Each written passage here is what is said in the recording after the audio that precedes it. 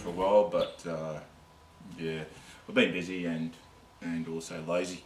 Yeah, on both. I've just here on the table I've got laying some blades, which I purchased over a period now. Nothing worse than COVID to keep you at home and clicking the buy button. Yeah, I'm a very bad. I've got that sickness. So, and I just want to show them to you. I'll give you some specs. I won't be. If I know what the steel is, I'll tell you. But you know what? If it's not a, you can tell if it's a cheap piece of crap. A knife is a cheap piece of crap, right? And typically, if it looks like it's a cheap piece of crap, it's going to have cheap crap steel. Sometimes the steel isn't too bad. Majority of the time, it's crap. If it looks like crap, it's crap. Now, there are certain knives that are really made cheaply, but to a high standard, like the preparation and treatment of the steel, especially, and a classic case in point is the Mora. You know, I've got too many Moras. Their steels are really excellent, and they pay a lot of attention. Well, they've been doing it for a very, very long time, so they've perfected it. Getting that scanty grind perfectly even, and these things sharpen up, hair popping sharp. So, and yet it's made very, very cheaply. But practically speaking, it's a very good knife. So there's cheap and there's cheap, you know. So we'll start off with the first knife that I've got that I'm going to show you, and there's a company called Savored, S-V-O-R-D. They're in New Zealand. Everything they do is in New Zealand. That's not Svord. And what they really, there's a lot of hunters in New Zealand. There's a lot of pig, deer. I think maybe some goat, probably not, but mostly pig and deer hunting in New Zealand. They do a lot of it. And the knives that Svord make are, they've got one or two that look a bit jazzy, but generally speaking, they're a working knife. Now, so this is the Svord, and this was, what did it cost me? It cost me $64.89 Australian to get to my door. From where? From A Slice of Life. There you go. That's a knife site here in Australia. Now, I've got another Svord, the Drop Point Hunter, which is, oh man, that steel. I think this is looks like exactly the same steel. I think it's Swedish. I think that he gets Swedish, whoever it is, can't remember what his name is, gets Swedish steel. And, oh man, that Drop Point, I haven't got it here, that Drop Point Hunter is, yeah. It's a very thin blade, but very, very sharp, has a very, very sharp edge, and it keeps that edge for a long time. It's a hunting knife, you know, and so is this. This is what, hunting knives will not be overly ridiculously thick, because there's no need for it. They're essentially a butcher's knife. A hunting knife is a small butcher's knife, really, because that's what you're doing when you hunt. And you know, you're down an animal, you're going to butcher it, you're butchering, so you're using a butcher's knife, a hunting knife. So this could quite handily be in the hands of a butcher, yeah, because they do. Svord also do make commercial butcher's knives and that, I think. And now, the difference between this and that Drop Point Hunter is that this has got a wicked convex secondary bevel, because it's a flat grind with a really full bore secondary bevel, convex bevel, which I'm not all that familiar with. I'm not really familiar with convex bevels. This is the first knife that I've ever had one. I wasn't aware that it had it. Now, what I've done with all these knives is just hit them once or twice with the steel, because you know, a lot of the reviews that I see, people will say, "Oh yeah, this is the edge straight out of the, this is the factory edge straight out of the box," and yeah, it's not very good. Well, guess what? Over a period of time, knives will blunt. Just sitting there, they will go blunt. It's, you know, it's a natural process, and that's what happens. So I think reviewing a knife with the factory edge is really yeah, it's incredibly subjective, because how long has that knife been sitting around after it got honed?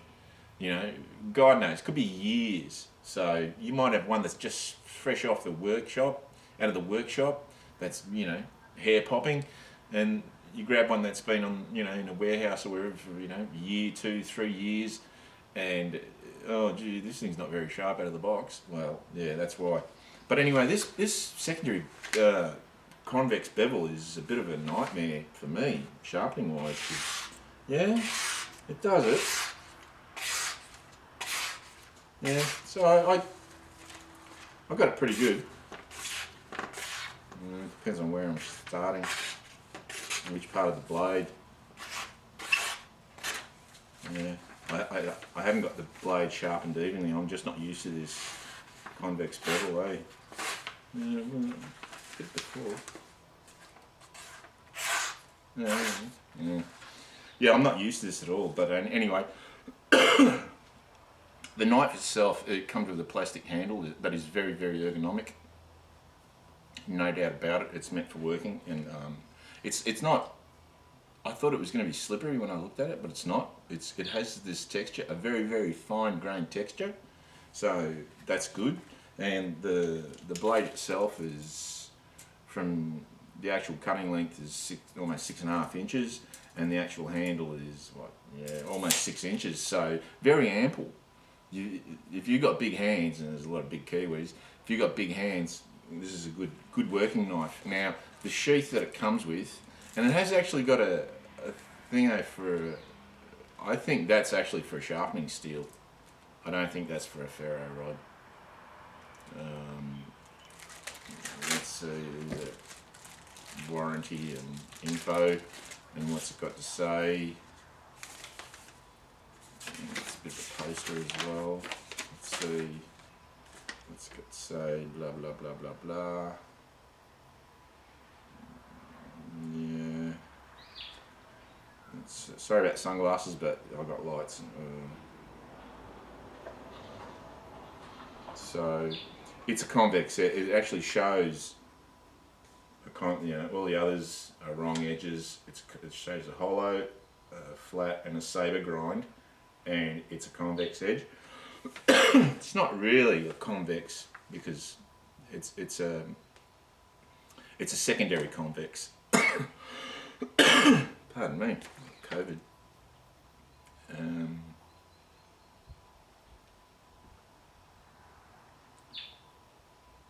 Alright. It's poor economy to use a knife as a cheap tool. Alright, okay. Anyway, it doesn't really tell you much. It just confirms that it's a convex edge. So, the sheath itself is just utter garbage. It's made out of that faux leather.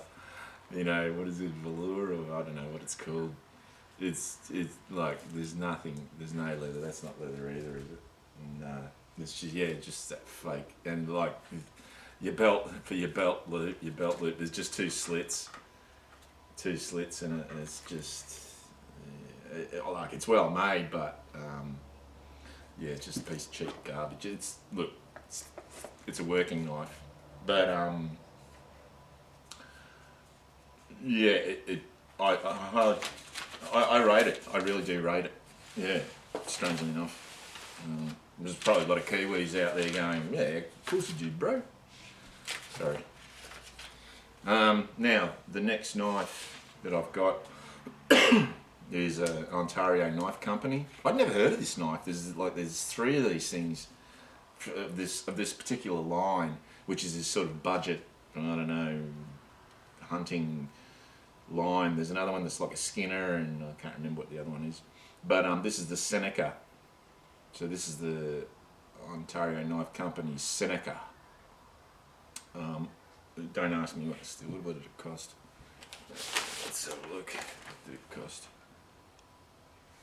It's not here. Alright, the Seneca cost, and I haven't got it here. It didn't cost much at all.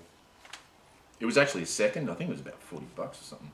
It was this was there's a company called Aussie Knives, and that's sort of the new site where I've been going to, and they have a seconds tab, and this is what they had in there.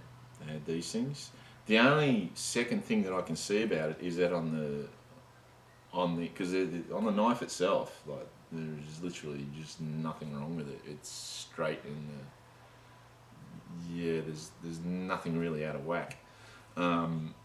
There's just a nick out of the sheath, so I'm thinking that's what's making it a second. Which, yeah, but anyway, this is another. I don't know what steel this is. It's a stainless. I'm assuming it's 154. I think they use. Or yeah, I think they use 154. All those guys, AKC and Rowan and I sort of, yeah. This one's, I don't know what it is, but I've gotten it quite sharp, like, or keen, because I only gave it a little bit of a touch up. But it weighs. Oh, I never weighed the Svord. The Svord is very, very light, for a good reason, because it's quite thin. I'm not going to give you perfect specs because who cares? Come on.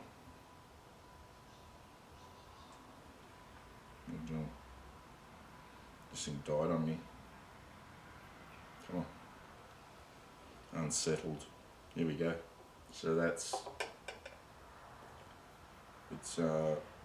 4.9 ounces, so weighs nothing at all, and with the scabbard, with the sheath, 10.3 ounces. It's a bit, you know what, there's probably a lot of guys that use this as a pig sticker, no doubt. The Seneca weighs 7.1, and not surprisingly, because the blade is reasonably thick. It's a pretty thick stock. It looks like a very, very well made knife, and nice and stainless. As soon as I figure out, might have to reprofile it, but it's a cheap sheath, but it's still well made. Like the eyelets of the star, that's cheap. Well, it's not surprising, it's a cheap knife, but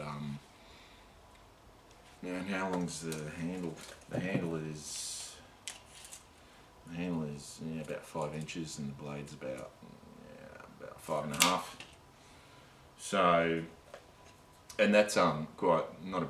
It's sort of not as grippy as a Svord. Yeah. So, what was this? This was the Svord, wasn't it? Yeah.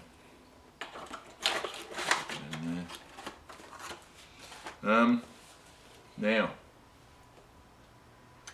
this, what I've got here is essentially what I would class as survival knives. You can use them for pretty much anything, but they are pretty much a survival knife. The Seneca you could definitely use as a survival knife. It's thick enough stock that you can give it a beating if you had to, which most times you don't, because most times when you need to do batoning, you don't have a baton handy, or a flat surface like a sawn tree stump, which I see so many people doing their baton tests with an already. First of all, to do batoning, you need a baton, so you know. I'm not going to get into it.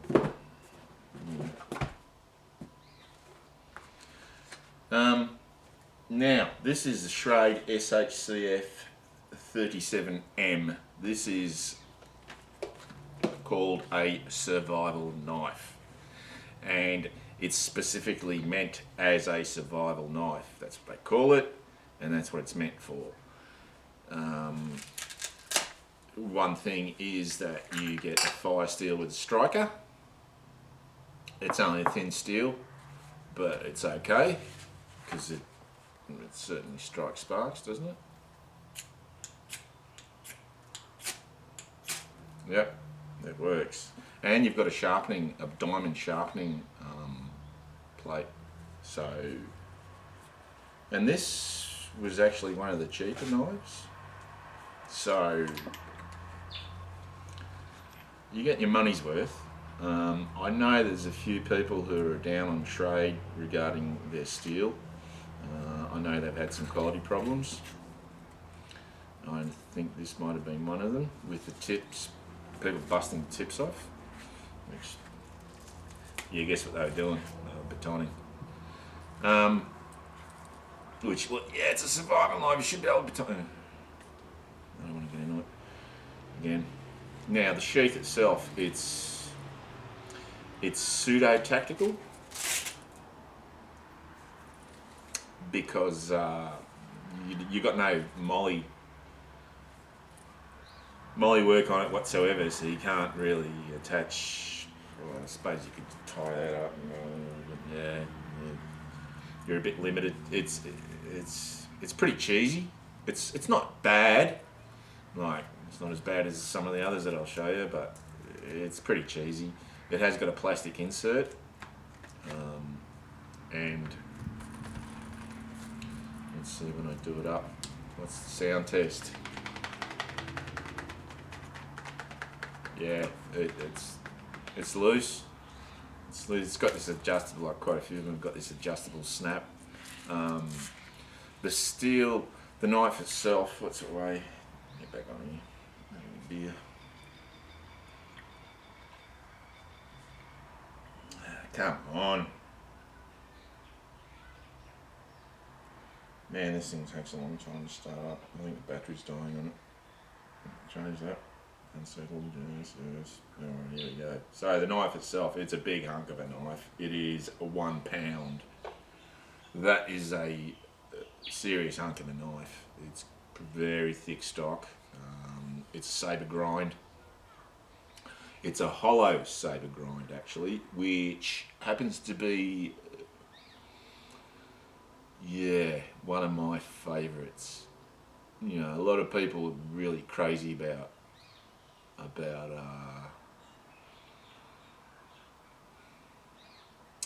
convex edges and the Scandi convexes. What are they called? Dutch Butchcraft knives, DBK. Those boys, they love their Scandi Vex. They really love that. I like a saber hollow grind, and that's one of the reasons why I bought this. The other reason is that it's more on the budget scale, even though the handle's loose. Yeah, the handles are a little bit loose. It's got G10, I'm pretty sure that's G10, yeah. G10 scales. The handle itself, where is it? The handle itself is it's a little bit over 5 inches. The blade, the cutting edge is 6 1/4 inches, and the blade overall is over 7. It's got a massive choil, which you can this is what I call a trustworthy choil. Some of those other choils, yeah, I'm not going to be sticking my index finger there. Last thing you need in a survival situation is slice, half slicing off your, what's that fancy word, bifurcating your index finger. Yeah, and how sharp did I get this? Yeah, it's this grind. I love this grind. So it's a saber grind with a hollow grind, and well, I suppose it's a tertiary bevel. A lot of things to like about this knife. I'm pretty sure it's $10.95. Yeah. Which is pretty much my favourite steel. The coating is it's rough, but it's not coarse. It's quite fine. So which I don't mind. I don't mind that. Yeah, a lot of things to like about that. It's got a lanyard hole, which, who knows why you need that. But you know what? As far as specific survival knives are concerned, value for money, I don't think you can beat. I don't think you can beat it. I really don't. You know. Yeah, it's a lot cheaper than the others. I'm just going to take a break. Back in a sec. Okay, I'm back. What's going on with my throat? Next knife is it's called the TAC 1. Ontario Knife Company again. Now this is really what it is. It's a hunting knife. A very good hunting knife, I have to say. The one and only detractor that I have really on the knife itself is that the handle scales are slightly oversized than the actual stock. There's just poking out just a slight little bit. Pardon me. Comes with a lanyard hole, your typical Ontario Knife Company slab-sided grip, which is surprisingly nice. A lot of people think, well, you know, human hands are not designed to grab square objects. Well, you're wrong. Now, the handle itself is 5 and 5/8. The blade itself is the actual cutting length is almost 4.5 inches, and the actual blade length itself is 4 3/4. It's about 1/4 inch thick. It's a little bit thinner than I think than these two, which I'll show you in a sec, which is good because with a hunting knife you don't need a ridiculously thick stock steel. What can I say about it? It comes with this choil, lanyard hole, choil, but that's tiny choil. Like you don't have to have, like, I don't know, baby's fingers, and I'm not at all confident to be choking up on that. That's strictly there for, I don't know. I don't even know why they put that choil there, because the sharpened edge only goes to about there, to that point. There's something I can point with. Yeah. So that choil really serves no function. Yeah, it's totally pointless. The finish again is rough without being coarse, which again I don't mind. It's naturally $10.95. This this one was really easy to touch up. I didn't have to do much to it at all. It's very, very sharp. I really like this knife. Yeah, the sheath again is this typical OKC thing of theirs, which is just nylon with a plastic insert. You've got 2 snaps, adjustable. You can adjust them to what tension you would like. The shape. Hold that still. It's a good fit, and you can put it on your molly because of the design. What haven't I said about it? I really like it. I think it's a really, really good knife. You know, I've got so many knives from the Ontario Knife Company that, you know, they've been around for a long time. They've been making a lot of knives.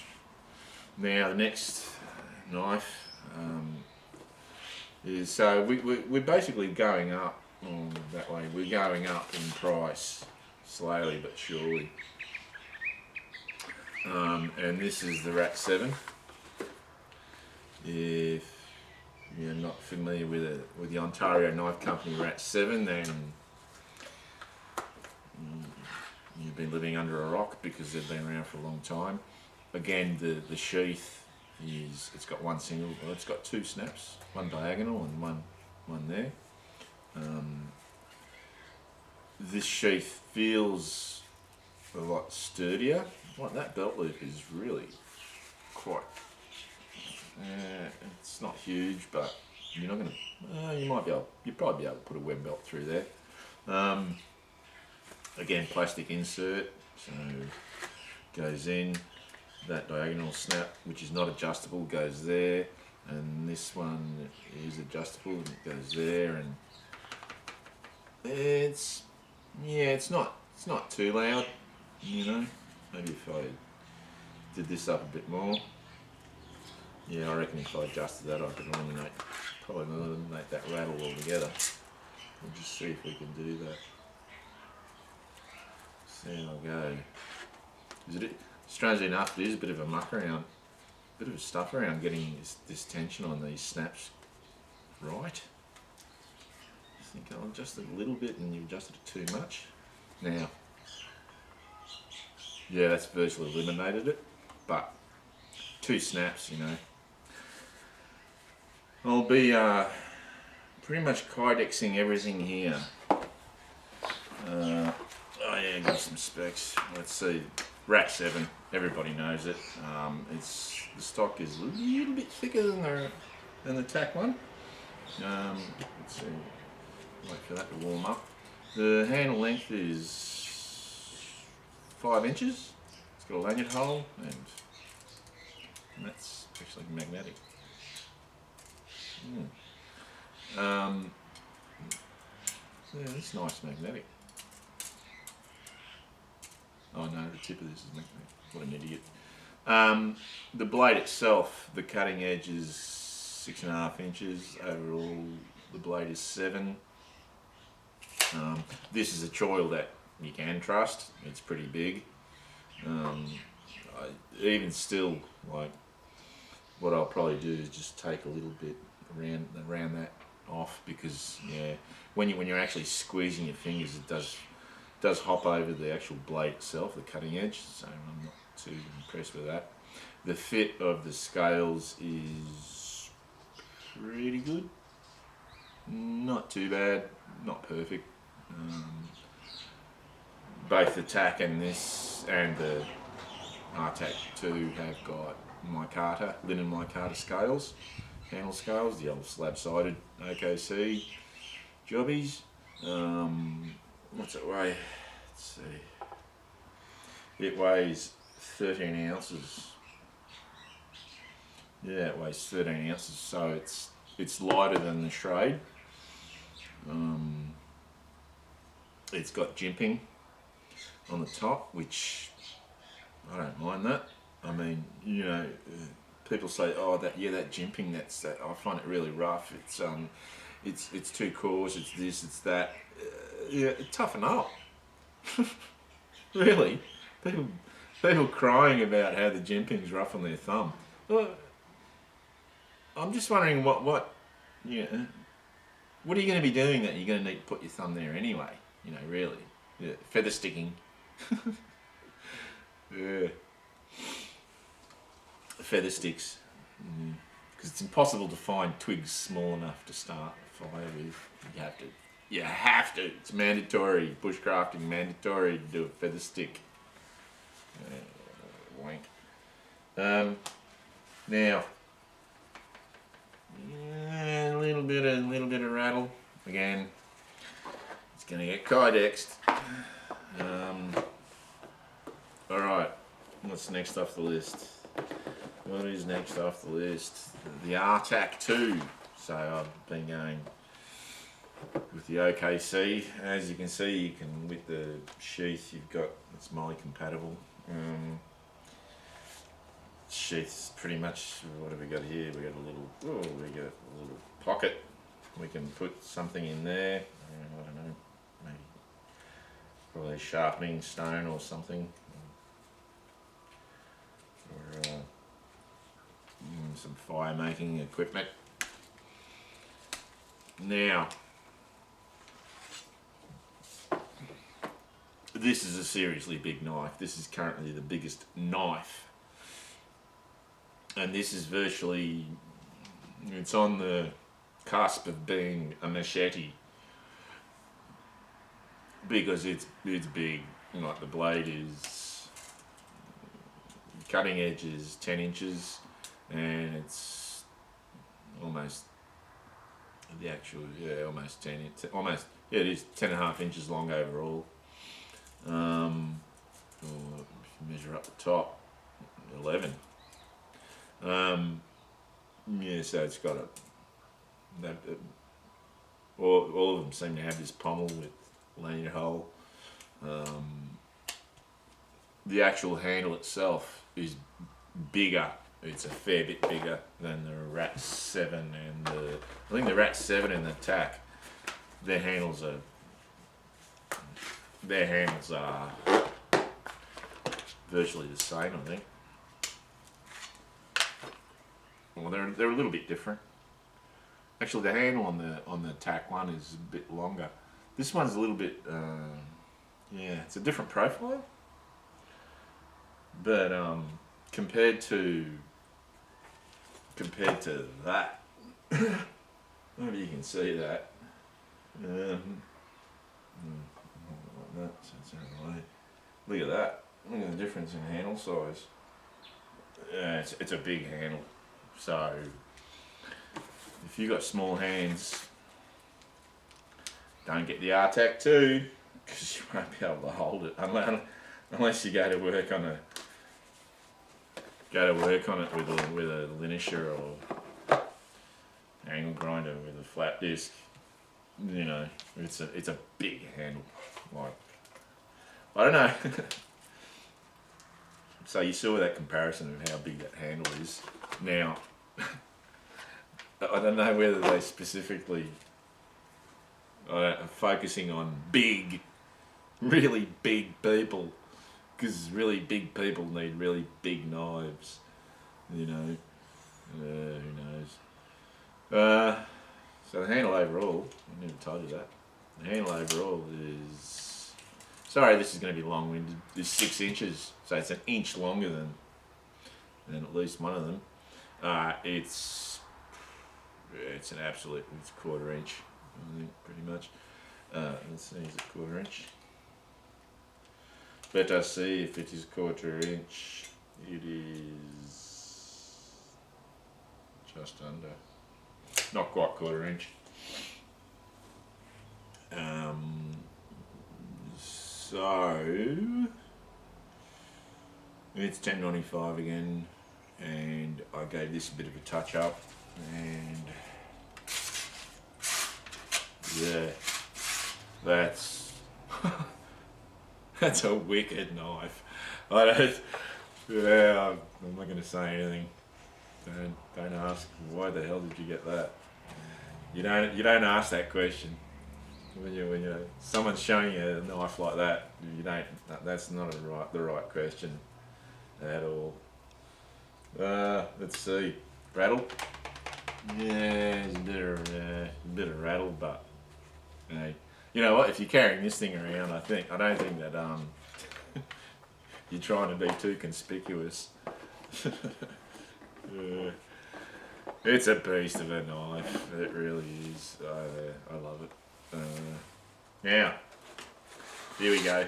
Moving up in. I suppose I reckon there's a big difference in quality between the Ontario, the OKC stuff, and the Esee stuff. So, pardon me, by the way, I'm having a beer and I'm drinking La Trappist quadruple.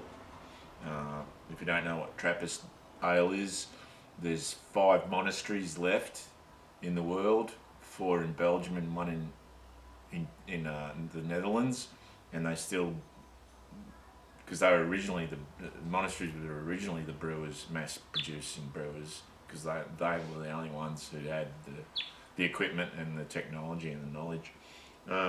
People did brew at home, but it was crap. These guys were the first commercial brewers, and these guys are still doing it after, like, I don't know, 800 years or something. So if you've not had Belgian ale before, yeah.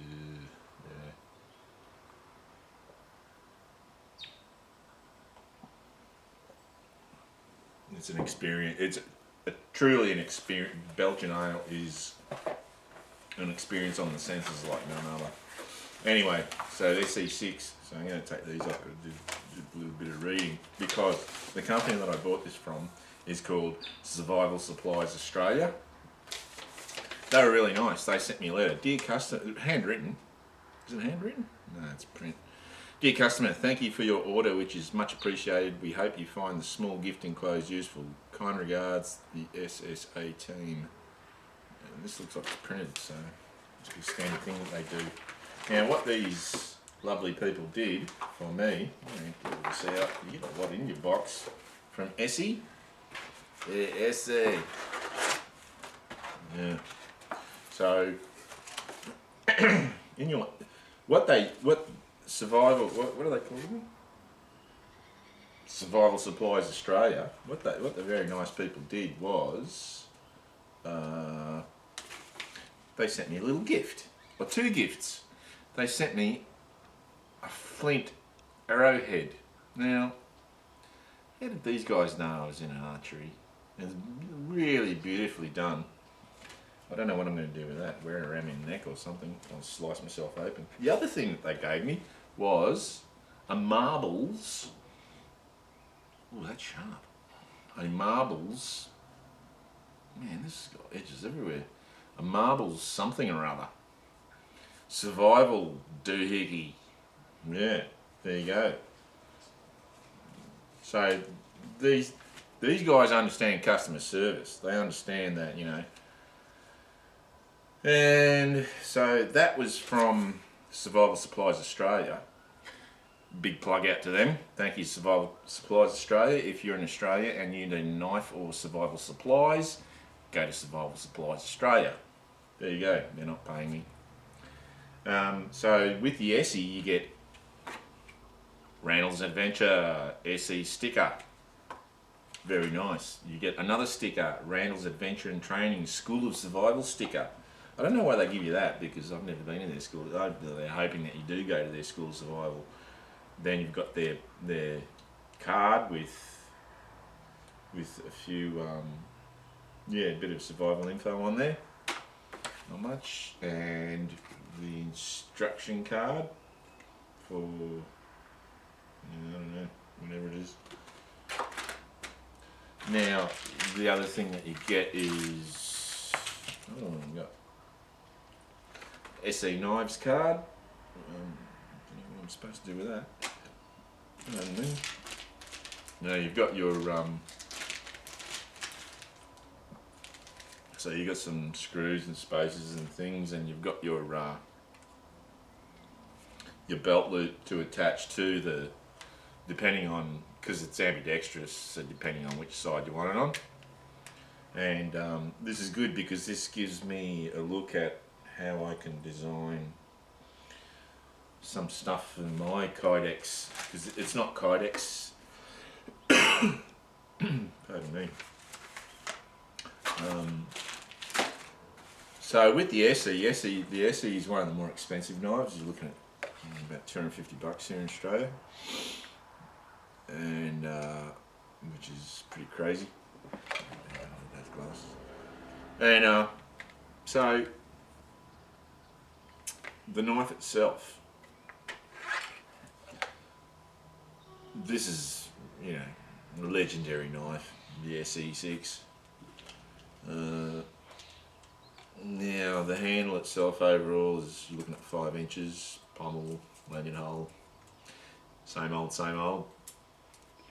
It is 5 3/4 inches cutting edge with a 6.5 inch blade. The choil is quite large, substantial, and Yeah, I'm almost tempted to actually use it. It's got jimping along the top, so all you people with weak thumbs, avoid. Oh, the jimping's too rough. It's hurting me. It's the Sheath. $250, and you get this. Well, you know, I don't mind. Like these Securix sheaths from Cold Steel. They're perfect fits. You know, like perfect fits. No rattle at all. This thing.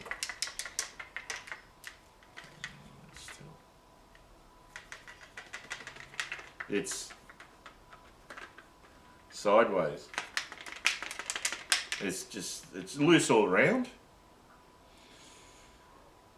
It's a nice looking sheath. It's just plastic. It's a nice looking, Kydex is just plastic. It's a nice looking sheath, but yeah, and I'm not the only person who's experienced that. So, let's see. Now I sharpened this. Well, I didn't really sharpen any of them. I just touched them up a little bit because, as I said, just to level the playing field. Because some will be sharp out of the factory because they're not very old. The older ones will not be sharp. So you got to give them all a touch up.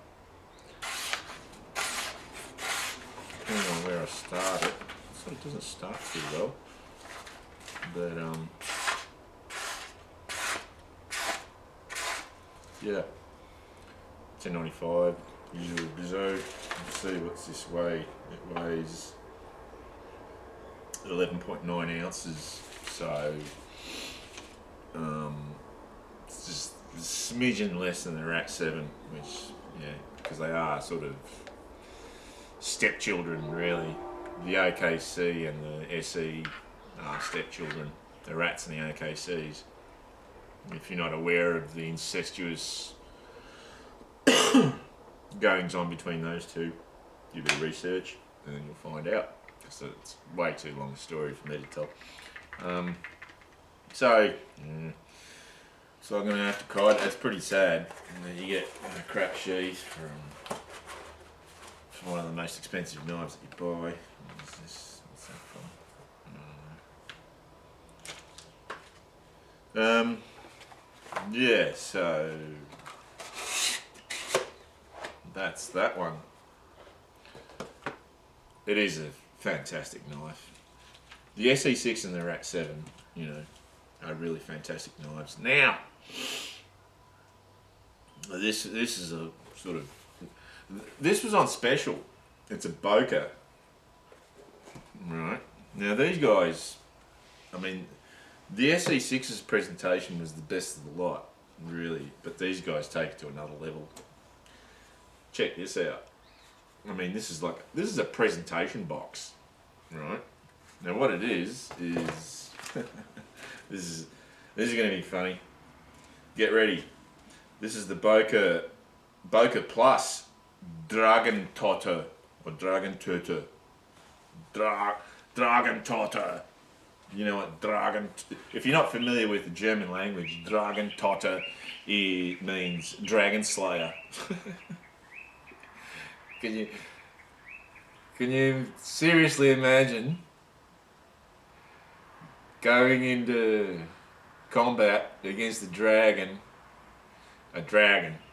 with this? If I was going to go into battle against a dragon, it'd be about there. Alright? Minimum there. That's... You're not going to... Maybe baby dragons. This is meant for the baby dragons. But you got to give it to them. The presentation is outstanding. So, yeah, what's in here? Hello. Is this a registration card for a lifetime warranty? So they've got a lifetime warranty. You can't argue with that. Someone gives you a lifetime warranty. I'll start off with the sheath itself. The sheath itself is that leather? Yeah, that is leather. Because some of the stuff they've been making these days looks so much like leather and is not. But this is, you can tell. Because the grain on the fake stuff is so perfectly even, whereas with leather, it's not perfect. So this is a really, really nicely made leather sheath. Yeah, what can I say about it? Not much. The knife goes in. You know what's nice? The knife goes in, because it starts off big, you avoid slicing that off. Now, yeah, it's got one snap. It's very quiet, yeah, so it's not going to shake around. I like it. I really like it. It was on special. Maybe it's probably on special because people just look at that and they go, "What the hell is that?" And that's like something out of a pirate movie. You know, it's got G10 handles that are really, yeah. You think, "Oh, that's slippery," but it's not. It's not at all. They're really, really. It's a really nicely made knife. I don't know what this coating is, but it's flat. It's matte, but it's not rough, which is nice. And it's this sort of battleship grey, sort of charcoal colour. This is probably the wackiest. Well, it's not close to the wackiest looking knife that I have. Wacky in that, I mean, the shape is. The handle itself is really nice. It fits really nice in the hand. It's really, really well designed. There's a nice guard there. You've got this weird pattern. Yeah, it's sort of like, it's like jimping, but yeah, it's really comfortable. It's strange. The more I handle this knife and look at it, the more I like it. It's heavy, like that's. I believe it's $10.95. Now I gave that a bit of a touch up.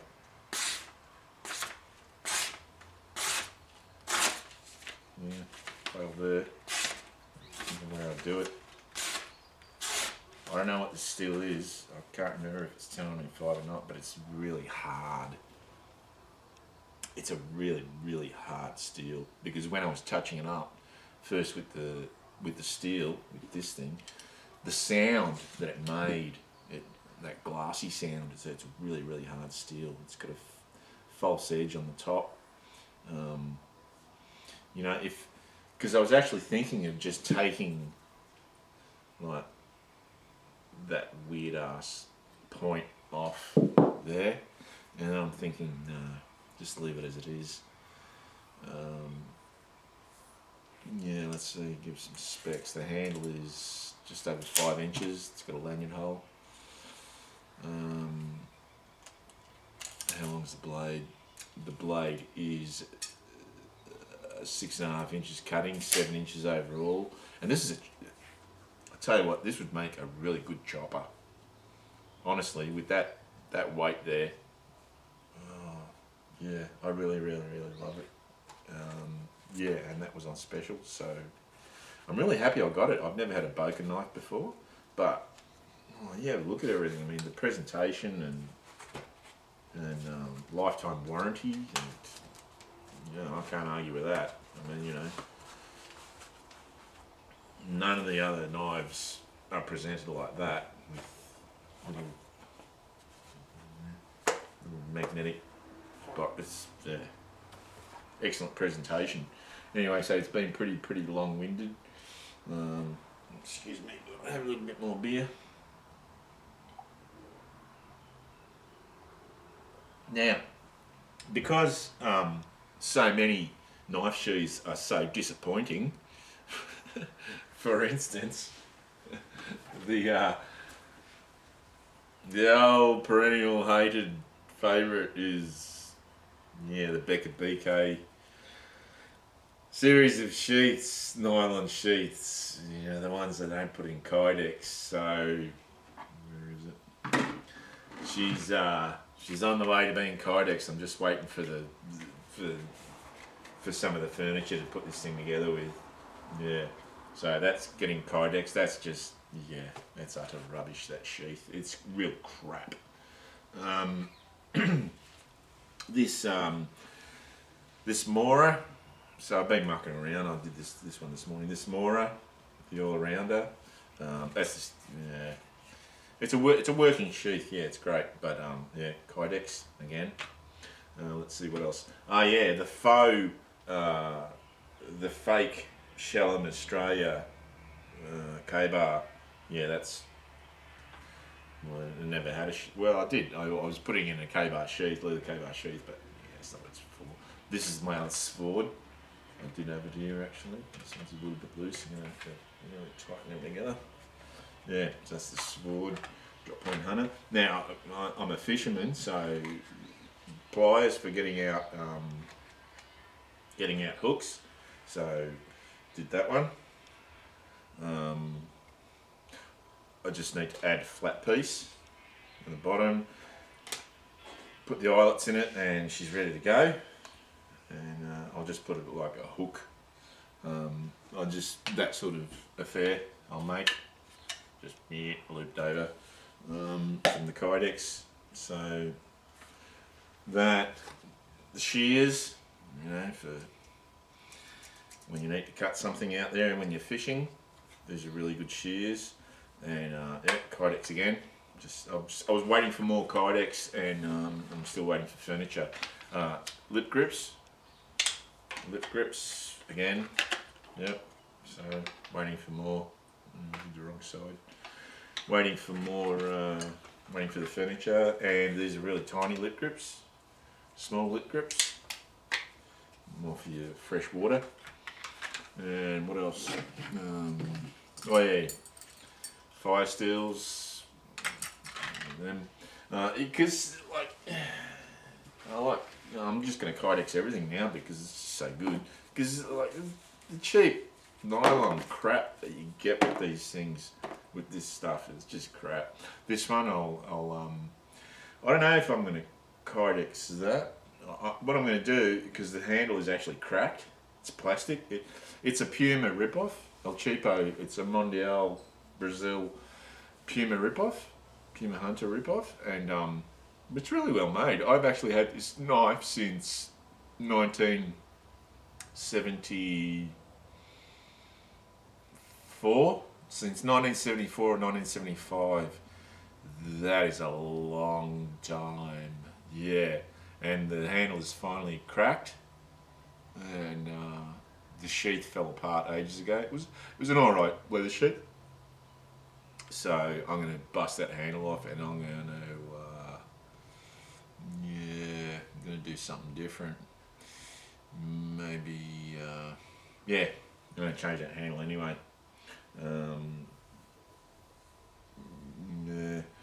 Let's see, and also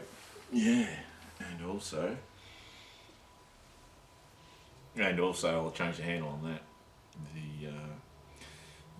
The modified old hickory butcher's knife, which the handle is long enough, but it's just they do come loose too. So I'll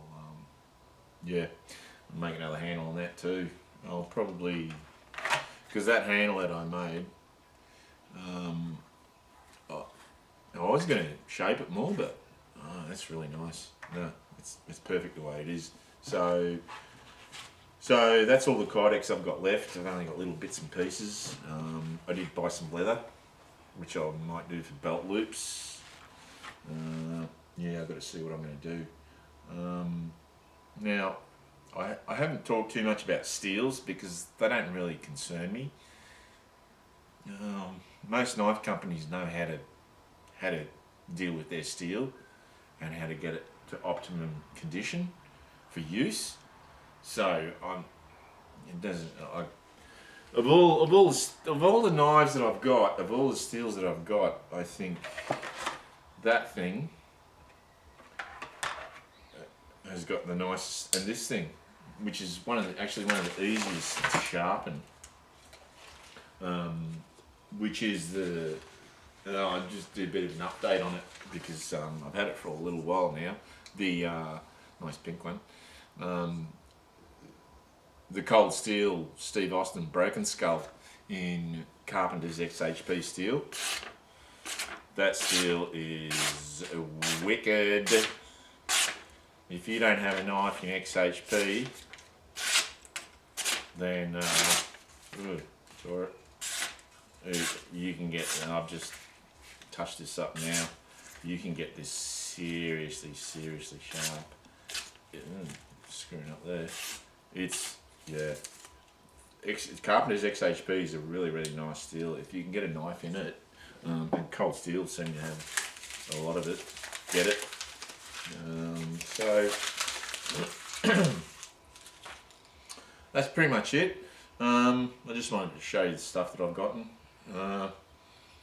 There's going to be a lot of Kydex work. It's if you've never made any, like, you have to make an investment in things like the eyelet, the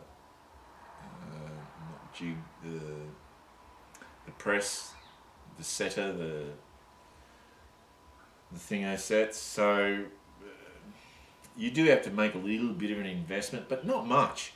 And the result, like, oh God, compared to, this compared to that other, what you get with the knife is going to be fantastic. There's a lot of people who've started business up making Kydex because it's you got to, like, honestly.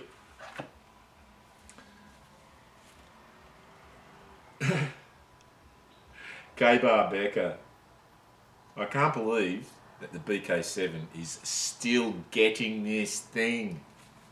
For God's sake, put it in Kydex.